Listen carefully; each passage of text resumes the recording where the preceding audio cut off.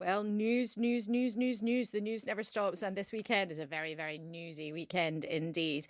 Henry, James and I yesterday talked about Trump, what the campaign was like. And it looks like today he's about to complete, as we talk at 11:15, the clean sweep of all the swing states. What's your hot take? Because everyone else in the world has given some hot takes about Trump in the last couple of days.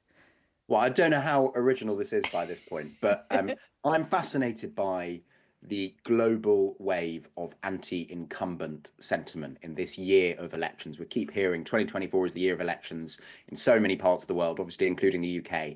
And the US is completing the set where basically everywhere incumbents have been punished and punished badly. Obviously, Kamala Harris wasn't the president, but she was essentially the incumbent candidate. And what I've been thinking about is that seems new. There have been previous periods of economic tumult where some incumbent parties, some incumbent leaders have been given the benefit of the doubt. So why is it that this year they have so definitively not been given the benefit of the doubt? Is it that so many of these countries have experienced high inflation after decades in which voters have never experienced essentially inflation at all? Is that what it is? Or is there something else? Is there something in our culture or in the fact that we're all so much more atomized now or in social media or whatever? Is there something there that means actually we are all so much less willing to give politicians the benefit of the doubt now? Inflation, the word that makes every politician shudder. Plenty to talk about on this Sunday's newscast. Let's get going. Newscast from the BBC.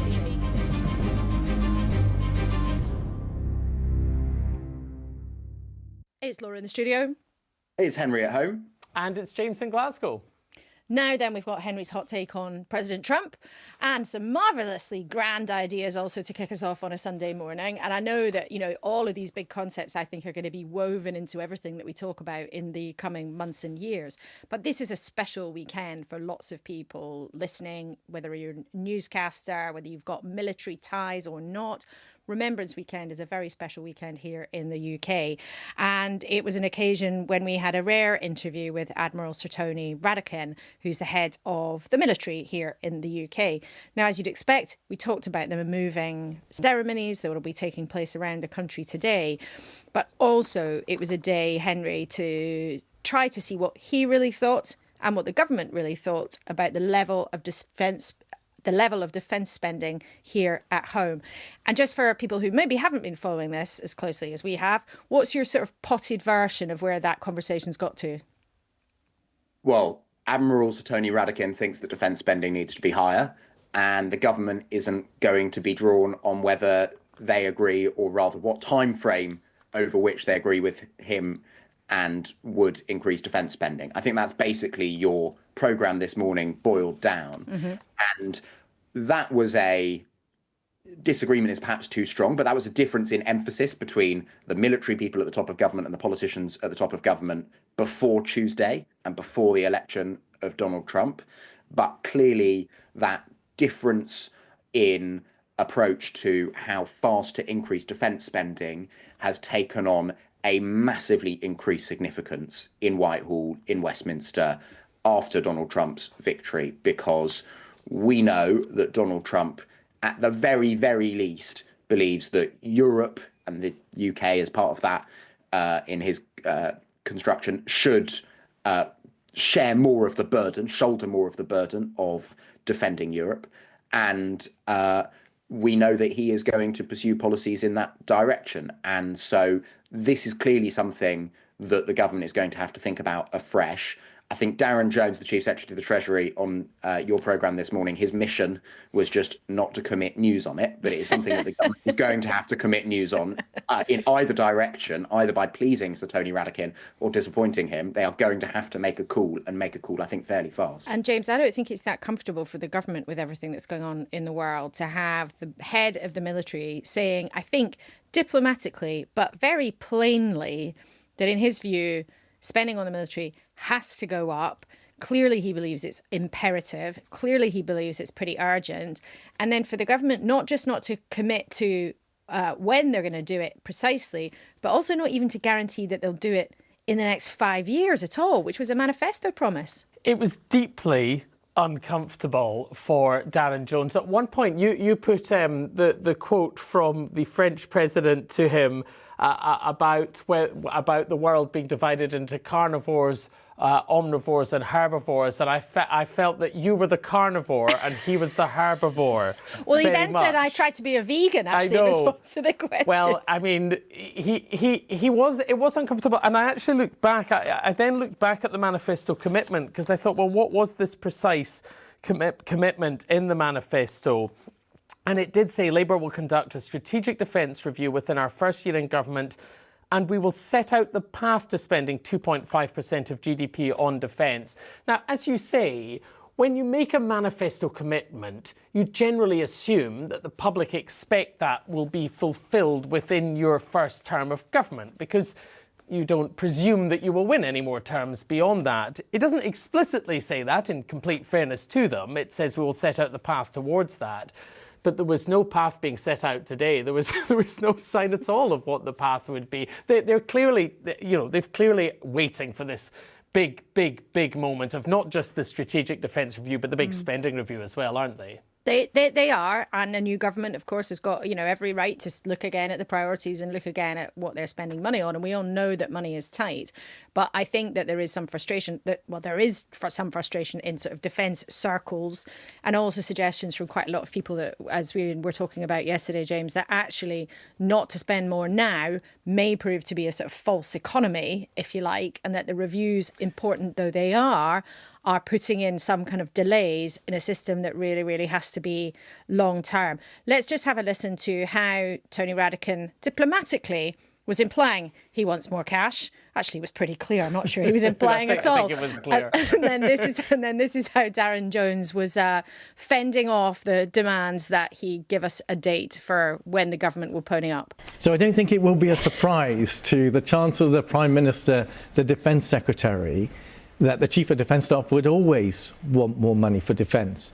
But I think what I could say to the Chief Secretary is that we want to really invest in the mechanism that the government's got to address these issues. That's a defence review alongside a spending review. And the crucial thing for people like me and the other chiefs is that we get things into balance.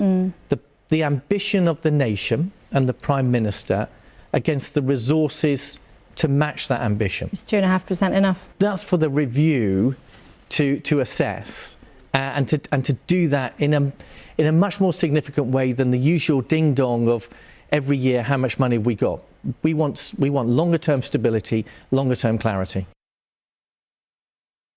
So I'm not going to give you a date today because it relies on the outcome of the Strategic Defence Review, which will decide what the spending priorities are. But you made the promise. You made the promise during the election that you would hit that target. And today, our viewers will hear you're not even committing to doing it by 2029. You might not win the next election. So a commitment without any date at all is no commitment at all. Well, the promise in the manifesto is a promise that will be met. You'll recognise there was no date set in the manifesto for the reasons I've set out. But do you mean it will be met in the course of this Parliament by 2029? As I said, I'm not going to give you a date today because we have to allow the Strategic Defence Review to conclude, which will inform our decisions about how much money we need to spend and what we need to spend it on, given changing geopolitical kind of affairs, but also the state of the defence services as we've inherited them from the last government. But our viewers will hear this morning that you are not willing to even say that a promise you made in the manifesto will be kept by the end of your term in office. I think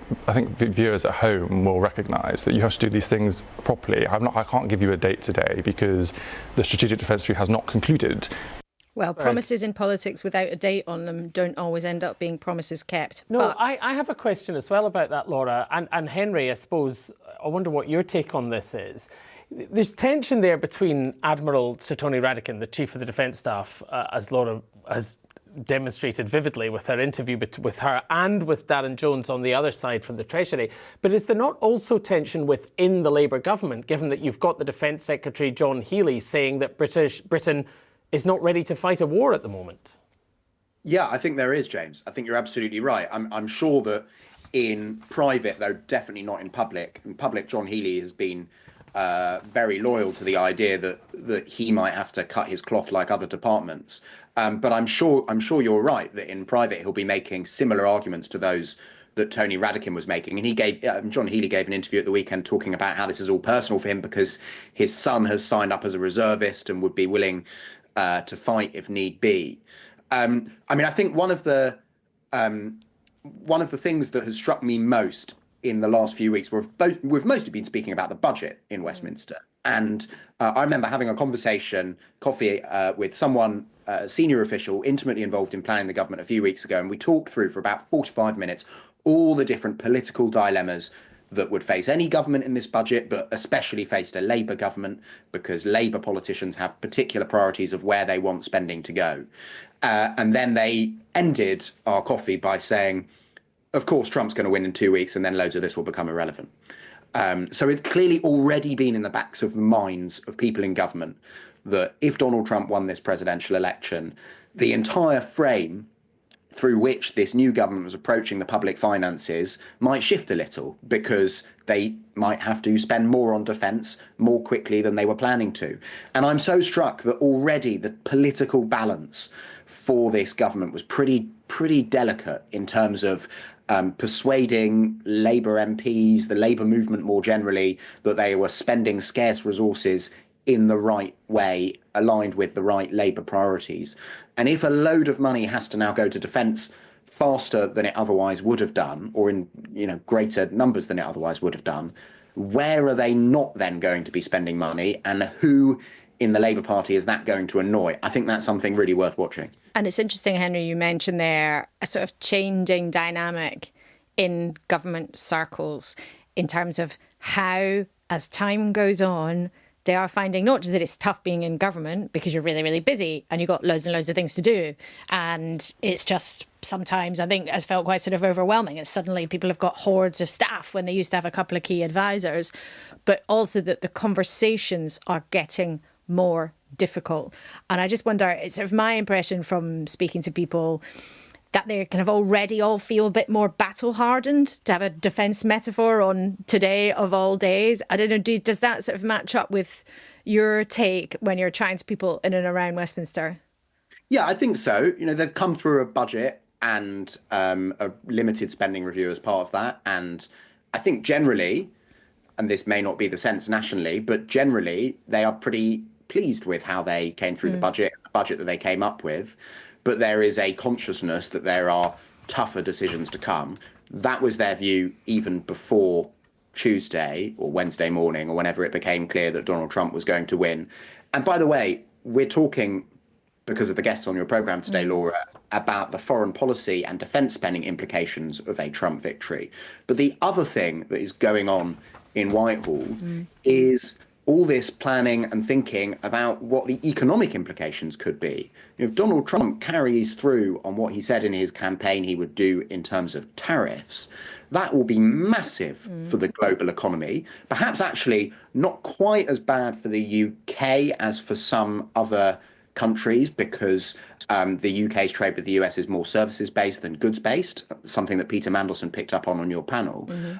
But nevertheless, that is another massive thing going on in Whitehall, thinking about what the implications of a massive American tariff on imports could be for the UK, but also for that kind of complex, tight-knit global economy if that suddenly that part of it suddenly changes. There's been a lot of discussion in this US presidential election about one side of the tariff debate, i.e. of Donald Trump putting tariffs on countries who are sending goods to the US.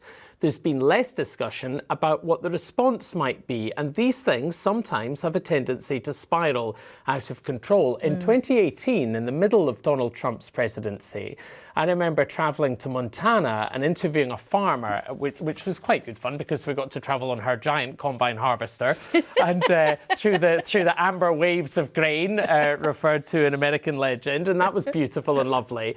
But she was saying that the retaliatory tariffs that had come in as a result of Donald Trump's trade policies, and she was instinctively a conservative, a Republican, a Trump supporter, had been really damaging to her business and to her farm.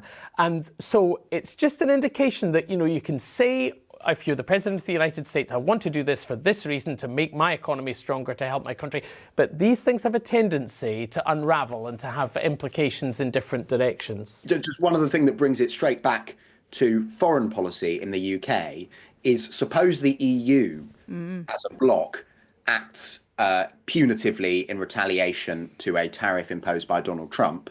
What does the UK then do? Because the UK has talked about wanting to reset relations with the EU, wanting to move closer to the EU in certain ways, though not altering the single market customs union withdrawal of the Brexit years. So where does the UK move if it ends up being almost caught in the middle of a trade and tariffs dispute between the US and the EU? I don't think they know the answer to that in government yet. I don't think they do either. And Darren Jones, who was being coy on this as well, said, well, look, officials may be doing various things, but I'm not going to tell you what our preparations are. But I think, look, it's a massive question about whether or not the UK is ready for, or how they would respond to, a much more aggressive and protectionist, carnivorous American president who wants to pick winners on his side of the Atlantic, who doesn't care so much about creating losers on the other side of the Atlantic.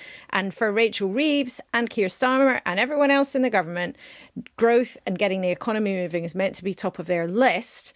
And if Donald Trump really does put his money where his mouth is, that's going to take quite a lot of money out of the clutches of Rachel Reeves and UK PLC. So we will see. There are all sorts of challenges that the Trump White House throws up, and whether it's defence, whether it's economics, whether it's all sorts of different kinds of foreign policy, and whether urgently, whether it is Ukraine, because yesterday we at the BBC were reporting on one of his allies who'd been advising him during the campaign, suggesting that essentially Ukraine should forget Crimea, to use his phrase, who was suggesting very plainly that in order to bring peace to that country, President Trump was willing to force President Zelensky to give up some of his territory. But interestingly, Tony Radakin this morning wanted to emphasise a different side of this. He told us this morning that Russia had suffered its worst ever month for casualties since the war began just last month. So at the tactical level, Russia is paying an extraordinary price for Putin's illegal invasion. So October was the worst casualty figures for Russia so far. On average, over 1,500 people either killed or wounded every single day. Every day. Every single day. And that is for tiny increments of land.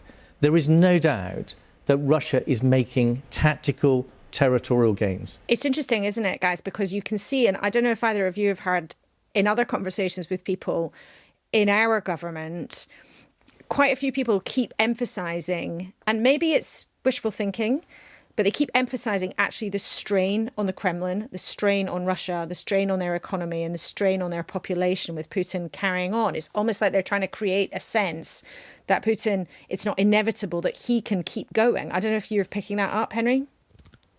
A little bit, but always with that massive dose of, I mean, and maybe it's just in conversation with people like me, but that massive dose from people in government of sort of self-skepticism, because they don't really know, or they don't profess to know the dynamics right at the heart of the Kremlin. So what they say is, you know, from what they know, from what they can see, the burden must be intolerable. But that's not the same as knowing that in the Kremlin, people are saying to President Putin of Russia, this is intolerable, we should, you know, adjust our war aims accordingly. So it is something you pick up a bit, but it's something I remember hearing people say to me very early in the war, and here we are more than 2 years in. So, you know, I'm not sure that those conversations necessarily therefore mean that they think, you know, Russia is going to retreat anytime soon. It is, though, isn't it, James, going to be incredibly awkward for the UK, for the Conservatives as well as for the Labour Party, if President Trump does make that kind of move in terms of trying to bring an end to the conflict in Ukraine. And look, yes, we should say that we're talking about hypotheticals. We should also make clear that Donald Trump does not always stick to things that he says he's going to do. And yet there is this real awkwardness because pretty much all of the political parties and all of the political players in the UK have always said we would support Ukraine until the end. Whatever it takes, we will carry on. President Zelensky's wishes must be respected. And Priti Patel, who's now the Shadow Foreign Secretary, back in frontline politics, she was very firmly sticking to that line this morning, wasn't she? Yeah, she was sticking to that line. And I think it's worth just taking a step back for a second and thinking, we are in a really different place than we have been in for most of our lives in terms of this American president and his attitude to the international world order, to the peace, Pax Americana they called it, that America acted to enforce and to promote in terms of democracy and peace around the world after the Second World War. Now, newscasters are clever people, and many people will point to many, many incidents where America failed to fulfill that lofty aspiration over the decades.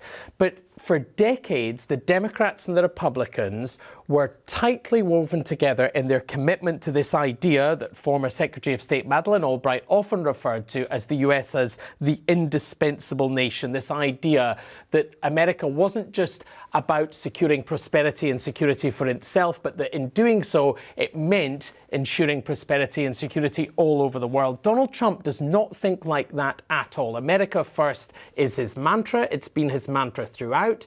He thinks that a lot of these highfalutin, high-flying words that I've been quoting there have been nonsense, and that America has made terrible decisions that have caused problems around the world. And he thinks it is much more sensible to stay away from wars and to end wars. And so that takes you back to Ukraine. He insists he was going to come up with a deal to end the war on day one. Now, it's not entirely in his gift, and as you say, he isn't necessarily always literal in what he says. But we are in a very different world to the world of Reagan, of Clinton, and of so on that all three of us grew up in. Talking of highfalutin, a conversation in our studio this morning about who the next US ambassador from the UK is going to be. Now, Peter Mandelson wasn't quite cracking out the Ferrero Rocher, but I think it would have been pretty obvious to anybody watching that he quite fancies the gig, and his name has been mentioned. A few people have been writing about it. I wrote about it on Thursday. The Sunday Times wrote about it this morning. His name is certainly doing the rounds. And Henry, did you feel, as I felt a bit, he was making a fairly unashamed pitch for the job with all his talk of trade potentials and the art of the deal and working with Trump and how that could go? Totally. Yes, I did. And he knew that he was. And I'd actually be quite curious. I'll ask you off air what point he agreed to appear on this Sunday's programme. But I was chatting to someone very senior in government earlier this week, just before the election, and they were talking about this choice of who the next UK ambassador to the US would be. And they said there are 4 names at the top of government doing the rounds: Peter Mandelson, David Miliband, Cathy Ashton, who was the EU's foreign policy representative, and Valerie Amos, who was another cabinet minister in the new Labour years. Mm-hmm. And they said any of them would work under a Harris presidency, but one of them, I think, would be better than the others in a Trump presidency. And they didn't name Mandelson, but it was pretty clear they were talking. Did they wink at you when they said that? Well, it was over the phone, but it was a verbal wink for sure. Yeah. And one thing that I really sat up and noticed in the last few days, Nigel Farage, and let's dispense with the absolutely ridiculous idea that Nigel Farage would ever become the ambassador to the US, apart from anything else. For a Labour government, a member of Parliament. Yeah. But Nigel Farage was talking about this, I think, on GB News, and Nigel Farage said that the UK should make Peter Mandelson the ambassador to the US. He said that of the names doing the rounds, he thought Trump would respect him. He's because of his trade background. He was the EU's trade commissioner, sort of in the mid-noughties before coming back to help try to rescue Gordon Brown. And Nigel Farage endorsing him. I don't think that's the reason that government's going to choose him, but I think people in government would say, well, the kinds of attitude that have led to Nigel Farage saying actually Trump would respect him, they'd hope, I think, would be reflected in the Trump White House. And well, I think we will see.